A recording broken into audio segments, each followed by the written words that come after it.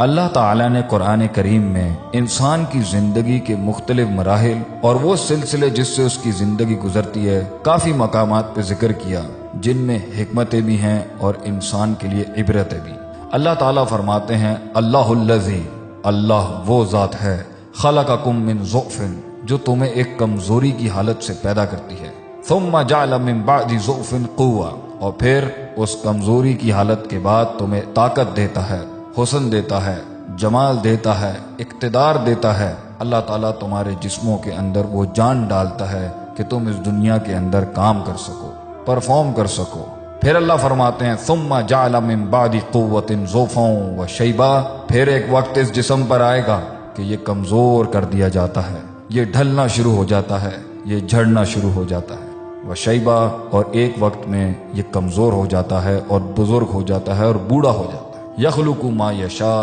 اللہ جیسے چاہے پیدا کرتا ہے، وہو العلیم القدیر، اور وہ علم والا اور قدرت والا ہے۔ اللہ تعالیٰ انسان کو ان آیات میں یہ سمجھانا چاہتے ہیں کہ تیری زندگی کمزوریوں کا دور ہی ہے، تو پیدا بھی ایسے حقیر نطفے سے ہوا، تو اس کے بعد ایک اور کمزوری کی حالت میں جاتا ہے، پھر تو ماں کے رحم میں کمزوری میں ہوتا ہے، پھر تو اس دنیا میں پیدا ہونے کے بعد ایک کمزوری اور ضعف کی حالت میں ہوتا ہے۔ طاقت اور اقتدار، جسم میں قوت اور توانائی اور کچھ کرنے کا جذبہ کچھ ہی سالوں کا تجھے ملتا ہے، جس کے اندر اللہ چاہتے تھے کہ تو اس کی عبادت کرتا، اس کی فرما برداری کرتا، خواہشات کو ختم کر کے اپنی نفس سے لڑتا اور اپنے آپ کو ایک کامل انسان بناتا اور پھر اللہ کا ایک غلام بناتا۔ مگر انسان اپنے اس چھوٹے سے وقت کے اندر، جہاں اللہ فرماتے ہیں ثم جعل من بعد ضعف قوة، جب ہم اس کمزور اور ضعیف حالت کے بعد جو اس کا بچپن تھا، اس کے بعد اس کو جوانی دیتے ہیں اور قوت دیتے ہیں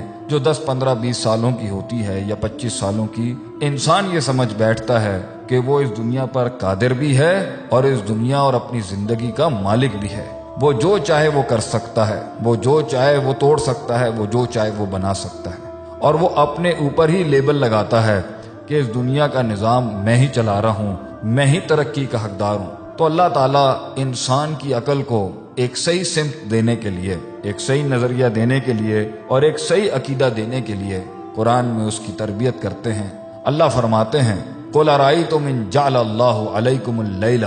سَرْمَدًا إِلَى يَوْمِ الْقِيَامَةِ، کہ ان سے پوچھو، اور کیا ہی انداز ہے ہمارے اللہ کا۔ اللہ کہتے ہیں کہ ان سے پوچھو کہ ہمیں بتلائیں، جبکہ اللہ تو ہر چیز کا علم رکھتا ہے۔ ان جعل اللہ علیکم اللیل سرمدا الی یوم القیامہ، کہ اگر ہم رات کو حکم دیں کہ وہ قیامت تک ان پر پرماننٹ ہو جائے، ان پر رات ہی رہے، من الہ غیر اللہ یاتیکم بدیاء، تو کون ہے زمین و آسمانوں میں جو روشنیوں کی کرنیں تم تک لے کے آ جائے؟ افلا تسمعون، تو کیا پس تم کان نہیں لگاتے ہماری باتوں کو؟ دوسرا چیلنج اور دوسرا سوال اور دوسری نصیحت اور دوسری حکمت، قل ارائیتم، ان سے کہو کہ ہمیں بتلائیں، ان جعل اللہ علیکم النہار، کہ اللہ اگر دن کو حکم دے سرمدن الی یوم القیامہ، کہ وہ قیامت تک ان کے سروں پر دن ہی رہے، من الہ غیر اللہ، تو کون ہے اللہ کی ذات کے علاوہ، یاتیکم بلیل، جو ایسی رات لے آئے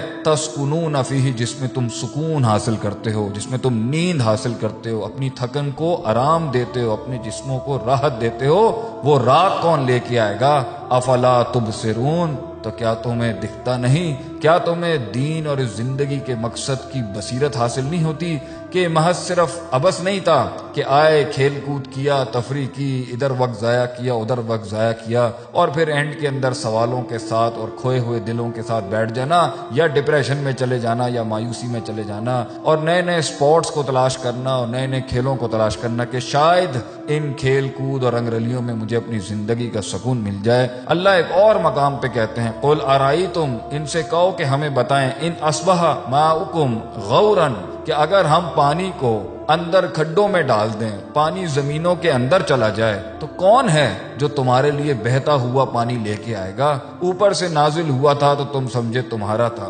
زمین کے اندر لے جائیں گے تو تم اسے واپس کیسے لے کے آؤ گے؟ اللہ فرماتے ہیں ان باتوں پہ تم غور نہیں کرتے۔ ایک اور مقام پہ اللہ فرماتے ہیں قل ارائیتم ان اخذ اللہ سمعکم وابصارکم، کہ اگر اللہ تعالیٰ ان کے سننے اور دیکھنے کی طاقت کوئی لے جائے، وختم علی قلوبکم، اور ان کی سمجھنے کے اوپر، ان کی دلوں کے اوپر مہر لگا دیں کہ یہ صحیح اور غلط کا فیصلہ نہ کر سکیں۔ من الہ غیر اللہ یاتیکم بہ، تو کون ہے جو تمہاری نظروں کو واپس لا کے دے سکتا ہے؟ تمہارے سننے کی طاقتوں کو کون لا کے دے سکتا ہے؟ اگر اللہ تمہیں بہرا بنا دے، گونگا بنا دے، اندھا بنا دے، اور تمہارے دل اور سمجھنے کی طاقت ہی ختم کر دے اور تمہیں پاگل بنا دے، کون ہے اللہ کے سوا جو ان طاقتوں کو تمہارے پاس واپس لا سکتا ہے؟ بلکہ اللہ تو فرماتے ہیں امن یجیب المضطر اذا دعاہ، کون ہے جو جواب دیتا ہے اس بے قرار کو جب وہ تکلیف میں تڑپتا ہے اور ہمیں پکارتا ہے، اذا دعاہ، جب وہ یاد کرتا ہے ہمیں، تسبیحاں پڑھتا ہے ہماری، جب زندگی تنگ ہو جاتی ہے، آسمان زمین اس پر گر پڑتے ہیں اور سایہ بھی ساتھ چھوڑ کے چلا جاتا ہے، اور تکلیفوں کے انبار اور موجیں اور طوفان اس کا گھیراؤ کر کے بیٹھے ہوتے ہیں، ام من یجیب المضطر اذا دعاہ، کون ہے اس بے قرار کی دعاؤں کو سننے والا؟ کون سا دوست ہوتا ہے، کون سا رشتہ دار ہوتا ہے، کون سی طاقت ہوتی ہے، کون سا بادشاہ ہوتا ہے؟ صرف اللہ ہوتا ہے، وَيَكْشِفُ السُّوءَ، اور تکلیف کو اس سے دور کر سکے۔ اِلٰہٌ مع اللہ، اللہ کے سوا کون الہ ہو سکتا ہے؟ قلیلا ما تذکرون، کم ہی ہیں جو نصیحت حاصل کرتے ہیں۔ انسان کو اس زندگی کے اندر خوش فہمی اور کسی بھی بدگمانی کے اندر ملوث نہیں ہونا چاہیے کہ یہ زندگی اس کی ہے، وہ جیسے چاہے گا اس کو چلا لے گا، وہ اس پر قادر بھی ہے، خالق بھی ہے، مالک بھی ہے اور فاتر بھی ہے اس کا۔ نہیں، انسان اللہ کی مخلوق ہے، اس کا غلام ہے، اس کی ابتدا اور اس کی انتہا اللہ کو ڈھونڈنا اور اس کے آگے سر تسلیم خم کرنا ہے، ورنہ اللہ تعالیٰ انسان کو مختلف مقامات میں بیان کر رہے ہیں کہ یہ زندگی جس کا تو دعویٰ کرتا ہے تیری ہے، ہم اوپر سے بھی اور نیچے سے بھی، دائیں سے بھی اور بائیں سے بھی ایسی تنگ کر سکتے ہیں کہ انسان کہیں جا نہیں سکے گا۔ اللہ تعالیٰ ہمیں اپنی عافیت اور حفاظت میں